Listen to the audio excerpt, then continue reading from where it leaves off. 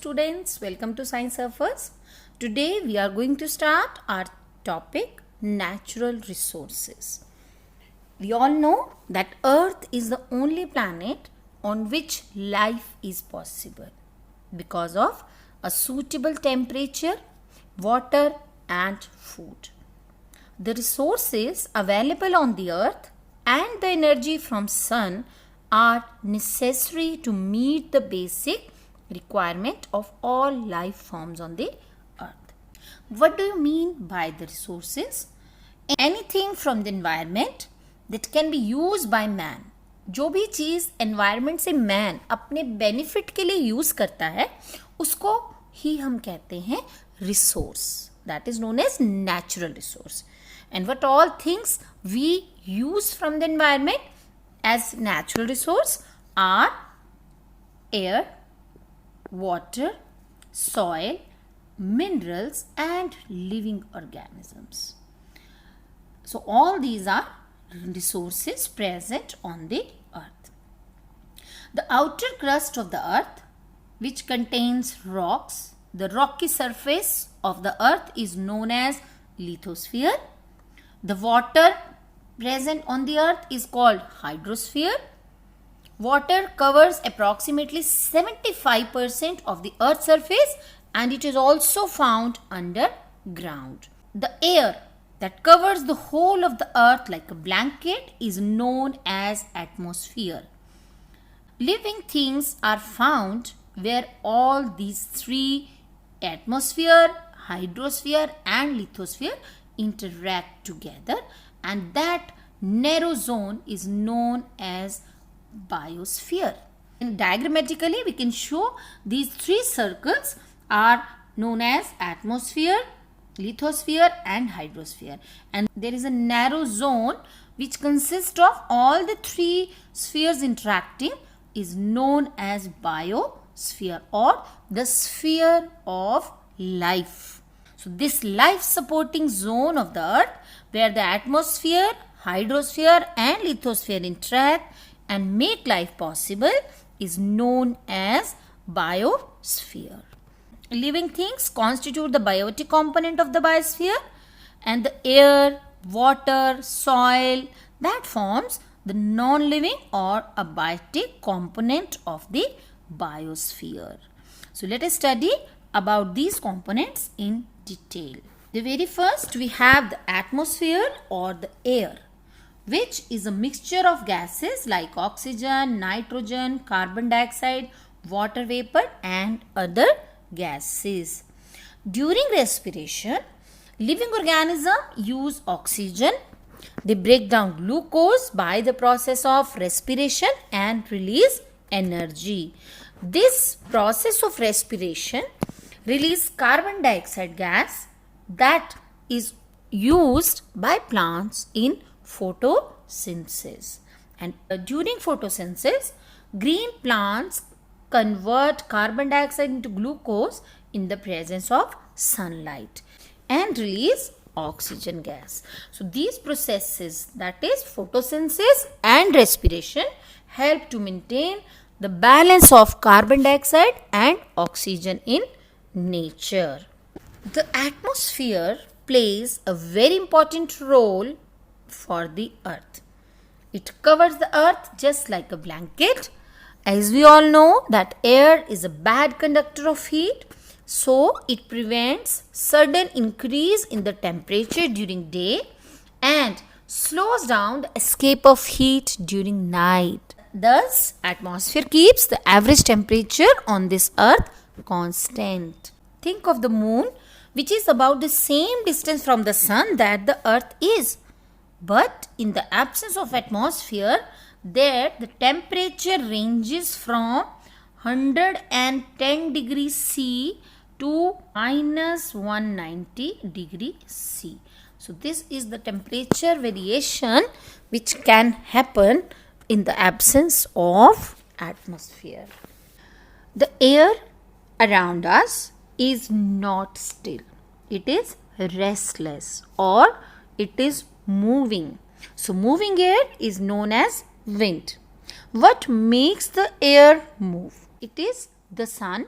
When the air of a place gets heated up, it rises up and produces low pressure area so that the cooler air from the nearby places move to take that place. So, this movement of air causes wind. The wind always blows from a high pressure area to a low pressure area.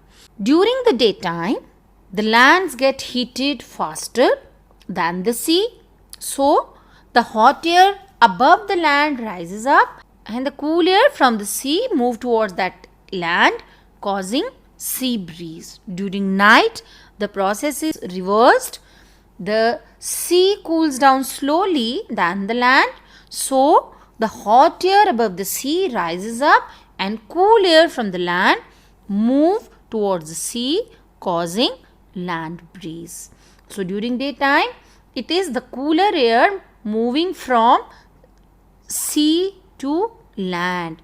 But at night, the cooler air is moving from land towards sea. So, thus, land breeze and sea breeze help to maintain the temperature of the air. When water bodies are heated during the day, a large amount of water evaporates and rises up.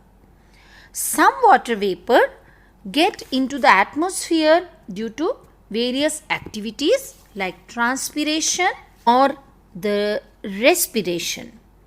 Now, all these three activities add a lot of water vapor in the air.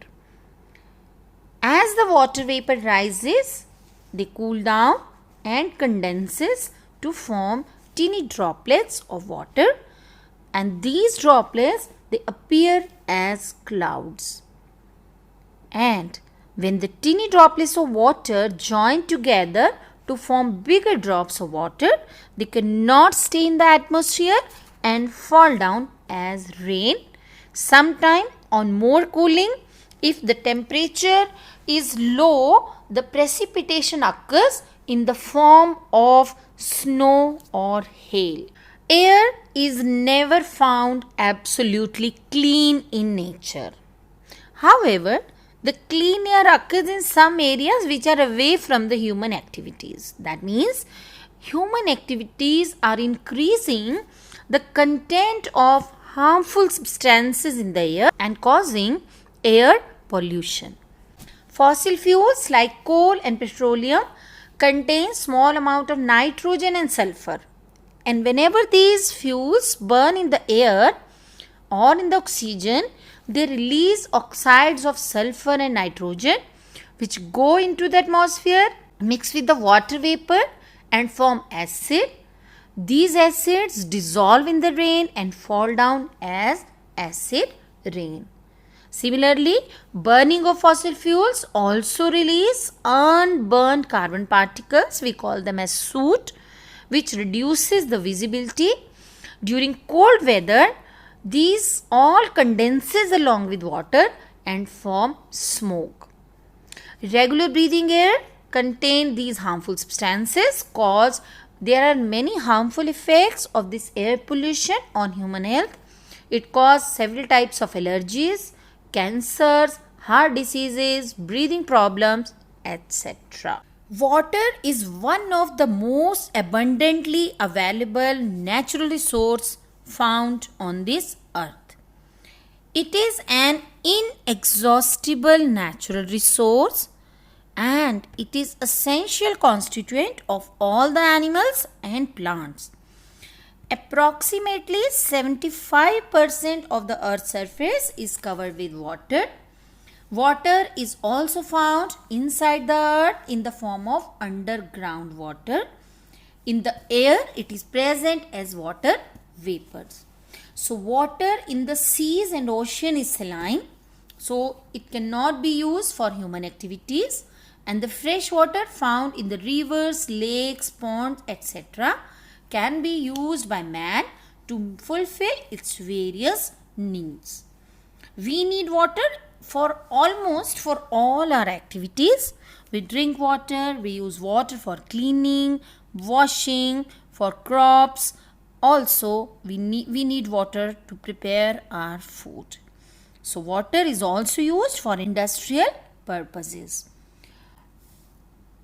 The amount of water and other factors like temperature and nature of the soil decides the diversity of species found in a particular area. The water is very important for human body. Water is very important to maintain life. Approximately 70% of the human body is made up of water. Water is very important to maintain the body temperature. It makes the blood flow easily in the blood vessels. Approximately 83 to 90% blood has water.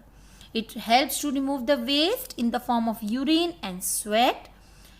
It composes 22% of the bones. It cushions our joints, help to transport all the nutrients and oxygen to all cells.